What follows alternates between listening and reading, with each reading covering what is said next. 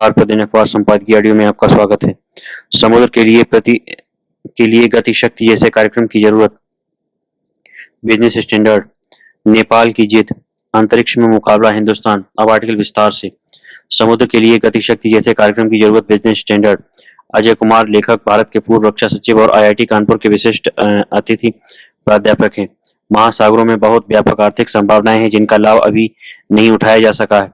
आर्थिक पैमाने पर ये लाखों करोड़ डॉलर तक हो सकती हैं, लेकिन इसके बावजूद इनके बहुत सारे हिस्सों के बारे में हम नहीं जानते। न केवल 94% जीवन समुद्र के भीतर है, बल्कि समुद्र ग्रीन हाउस गैसों के प्रबंधन में भी अहम भूमिका निभाते हैं। पृथ्वी की सबसे लंबी परत श्रृंखला मिड ओशन रिज, जो करीब 65,000 किलोमीटर लंबी है, वह भी समुद्र के भीतर है। समुद्र के भीतर 30 लाख जहाजों का मलबा पड़ा है, जिनमें से प्रत्येक के साथ कहानियों का पूरा जखीरा है। आश्चर्य की बात है कि समुद्र की उतनी भी पड़ताल नहीं हुई है जितनी चांद या मंगल की सतह की। भारत का समुद्री क्षेत्र उसके भूभाग के ही बराबर है और हमारे 80% संसाधन समुद्र में है, लेकिन देश के सकल घरेलू उत्पाद यानी जीडीपी में उसका योगदान केवल 4% है। भारत दुनिया की तीसरी सबसे बड़ी अर्थव्यवस्था बनने की ओर बढ़ रहा है। ऐसे में जलीय और समुद्री अर्थव्यवस्था में बहुत अवसर छिपे हुए हैं। भारत मछली पालन, जलीय पर्यटन, नौवहन, तटीय ऊर्जा और खनिज आदि की मदद से लाखों रोजगार और लाखों करोड़ रुपयों का राजस्व जुटा सकता है। समुद्र में मछली मारने के हिसाब से चीन के पास दुनिया का सबसे बड़ा बेड़ा है और भारत को उसकी बराबरी करनी है। गहरे समुद्र के खनिजों की बात करें तो पॉलीमेटालिक नॉड्यूल्स और दुर्लभ खनिजों सहित यहाँ असीमित संभावनाएं हैं। बेहतर तकनीक के साथ निकट भविष्य में उसका निरंतर खनन भी आसान होता जाएगा। जो देश समुद्री क्षेत्रों में जल्दी पकड़ बनाएगा, वही लंबी अवधि में संसाधनों और क्षेत्र पर काबिज होगा। समुद्री अर्थव्यवस्था की रणनीति बेहतर जलीय क्षेत्र जागरूकता यानी under water domain awareness UDA पैदा करने पर निर्भर है, जिसकी मोटे तौर पर अनदेखी की गई है। इस क्षेत्र को शीत युद्ध के दौरान पहली बार तवज्जो मिली और अमेरिकी नौसेना ने अटलांटिक सागर में एसओएस यूएस जैसे समुद्री सतह वाले हाइड्रोफोन नेटवर्क की स्थापना की, ताकि रूसी समुद्री पनडुब्बियों की निगरानी की जा सके। बहरहाल तकनीकी उन्नति के साथ यूडीए का आर्थिक महत्व भी बढ़ा है। अब पानी के भीतर की जानकारी पानी के भीतर तथा अंतरिक्ष में मौजूद सेंसरों की मदद से निकाली जाती है। अंतरिक्ष स्थित सेंसरों की मदद से मछली मारने वाली नौकाओं की महंगी मछलियों को पहचानने और ज्यादा मछलियों वाले इलाके में जाने में मदद की जाती है। भारत को पानी के भीतर काम करने वाली स्वदेशी सेंसर तकनीक विकसित करने को प्राथमिकता देनी चाहिए, क्योंकि ये तकनीक बहुत अधिक महंगी है और इसलिए उनका आर्थिक उपयोग अव्यावहारिक हो जाता है।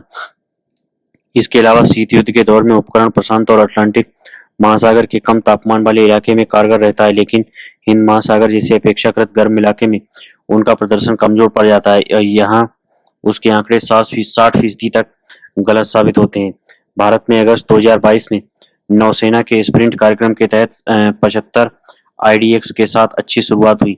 इसके परिणाम स्वरूप देश में पहली बार स्वदेशी तकनीक के नमूने बनाए गए जो पानी के भीतर काम करते हैं। जल के भीतर काम करने वाली प्रणालियों को मजबूत करने के लिए घरेलू चिप विकास क्षमता जरूरी है। एक डिजाइन आधारित प्रोत्साहन योजना के जरिए ऐसी प्रणालियों के लिए सेंसर विकास को फंड किया जा सकता है और चिप तैयार करने की भी।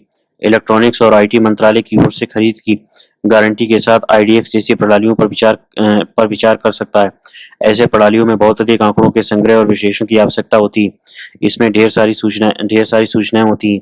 मिसाल के तौर पर समुद्र में स्थित भौगोलिक आकृतियां, वहां घटित होने वाली घटनाएं आदि।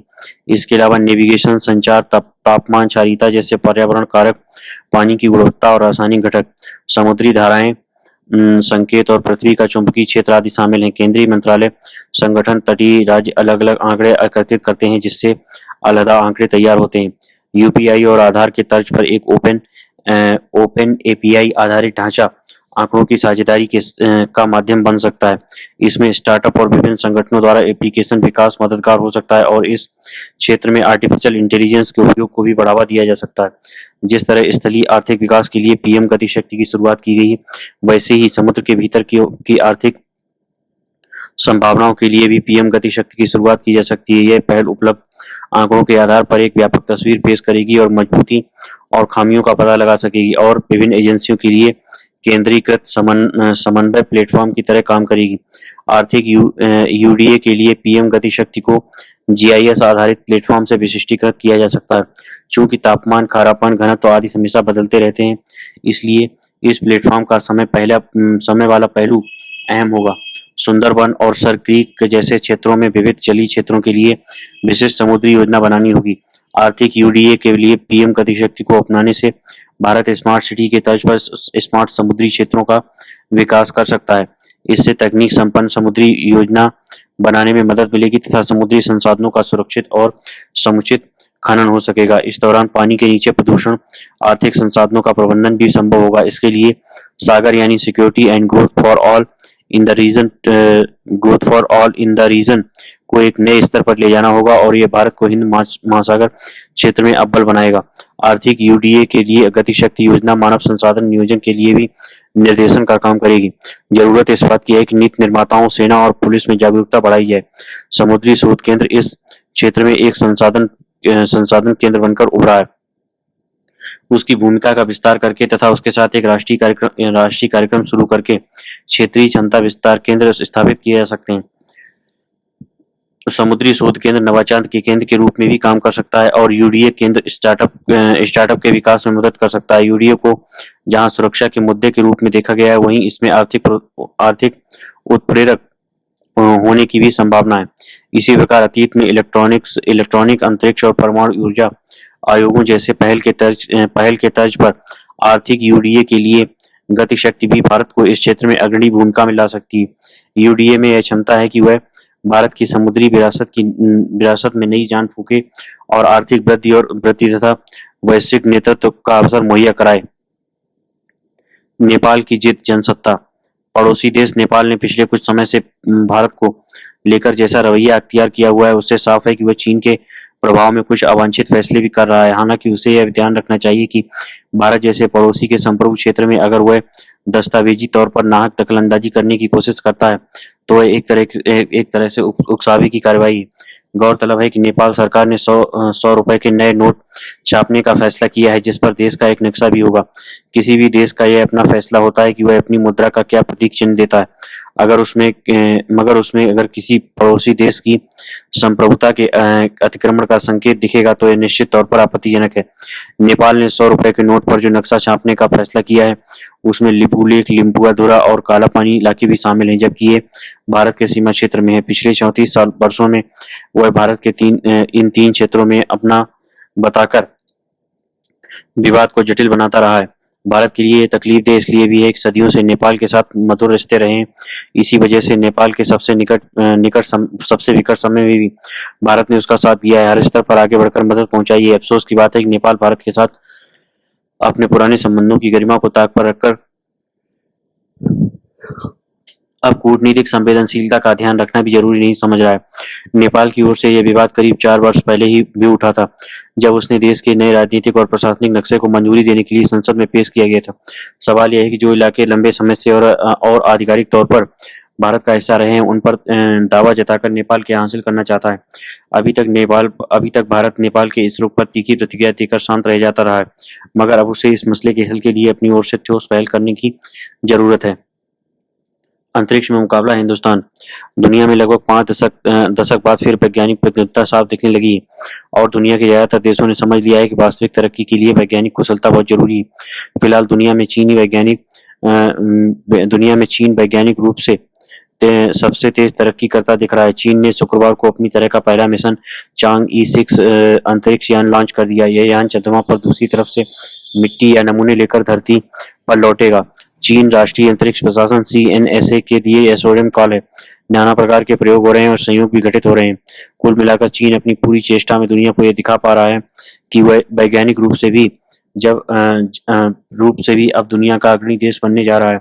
चीन अच्छी तरह जानता है कि दुनिया में लंबे समय तक अमेरिकी बादशाहत विज्ञान की बदौलत ही चली है।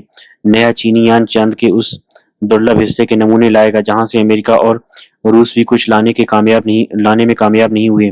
चांद के सामने वाले हिस्से से नमूने लाने का काम अमेरिका, रूस और चीन पहले कर चुके हैं।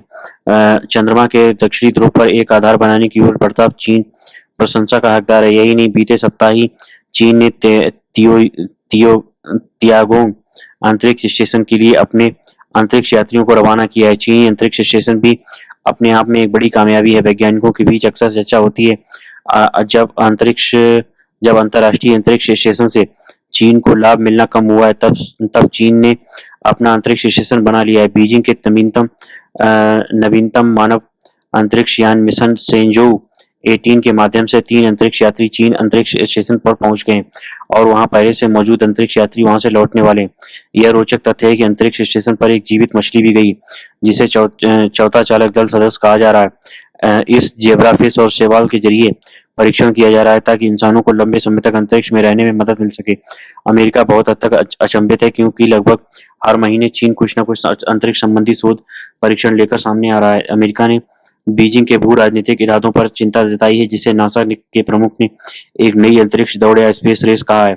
चांग-ई 6 का प्रक्षेपण भारतीय अंतरिक्ष अनुसंधान संगठन इसरो द्वारा अपने अगले चंद्रमा मिशन चंद्रयान 4 की योजना बनाने की चर्चा के बीच हुआ है। चंद्रयान 4 का मकसद भी चंद्रमा से नमूने लाना है। साल 2026 में जब चीन चांग-ई 7 का प्रक्षेपण करेगा, तब चंद्रयान 4 का भी प्रक्षेपण करेगा। हालांकि भारत को किसी भी प्रकार की होड़ में शामिल नहीं होना चाहिए। भारत की अपनी गति है, जिसे बढ़ाने के सतत प्रयास होते रहने चाहिए। योग्यतम भारतीय वैज्ञानिकों को इसरो में ही रुककर काम करना चाहिए। चीन की कामयाबी का राज यह है कि अब उसके योग्यतम वैज्ञानिक देश सेवा में लगे हुए हैं। अमेरिका से जैसी तकनीक मदद चीन को 3 दशक तक मिली है, वैसी मदद अब तक न मिल रही हो, पर चीन को ज्यादा जरूरत भी नहीं है, तो क्या किया जाए। वैज्ञानिक प्रगति से किसी भी देश को रोका नहीं जा सकता, पर तरक्की करने वाले हर देश को दुनिया और इंसानियत के प्रति जिम्मेदार बनाने के प्रबंध होने चाहिए। धन्यवाद।